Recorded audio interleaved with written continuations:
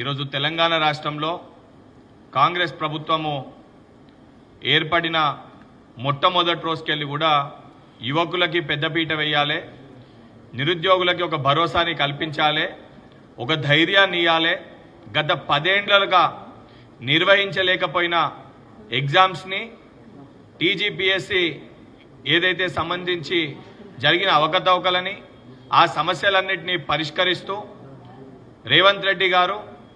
TGPSC ప్రక్షాళన చేపట్టి అన్ని విభాగాలకు సంబంధించి పెండింగ్లో ఉన్న నోటిఫికేషన్స్ని కూడా న్యాయపరమైన చిక్కుల్ని అన్నింటినీ కూడా తొలగించి ఉద్యోగ నియామక పత్రాలు ఇప్పించడంలో భాగంగా కొత్త నోటిఫికేషన్స్ ఇచ్చి భర్తీ చేయడంలో భాగంగా కాంగ్రెస్ ప్రభుత్వము మొదటి సంవత్సరంలో 57,000 పైచిల్కు నియామక పత్రాలని తెలంగాణలో ఉన్న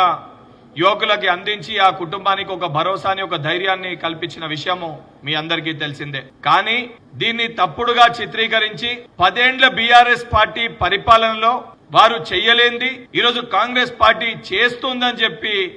జీర్ణించుకోలేక తట్టుకోలేక పదే కేసీఆర్ కుటుంబ సభ్యులు, కేసీఆర్ కొడుకైన కల్వకుంట్ల తారక రామారావు, హరీష్ రావు, కేటీఆర్ వీళ్ళ మోచేతులు నీళ్లు దాగి వాళ్ళు ఏది మాట్లాడమంటే అది మాట్లాడే వాళ్ళ దగ్గర ఉన్న కొంతమంది కౌశిక్ రెడ్డి వంటి శాసన సభ్యులు 10 ఏండ్ల వారి పరిపాలనలో బోర్డ్ ఆఫ్ ఇంటర్మీడియట్ పేపర్ లీకేజ్కి వెళ్ళి మొదలు పెడితే, ఎంసెట్ పేపర్ లీకేజ్కి వెళ్ళి మొదలు పెడితే 10th class paper leakage, TGPSC paper leakage, అడుగడుగున పేపర్లు అమ్ముకొని యువకుల యొక్క జీవితాలతో చెలగాటమాడిన ఘనత బీఆర్ఎస్ పార్టీకి, కల్వకుంట్ల చంద్రశేఖరరావుకి వారి కుటుంబ సభ్యులకి దక్కుతుంది. వారి 10 ఏండ్ల పరిపాలనలో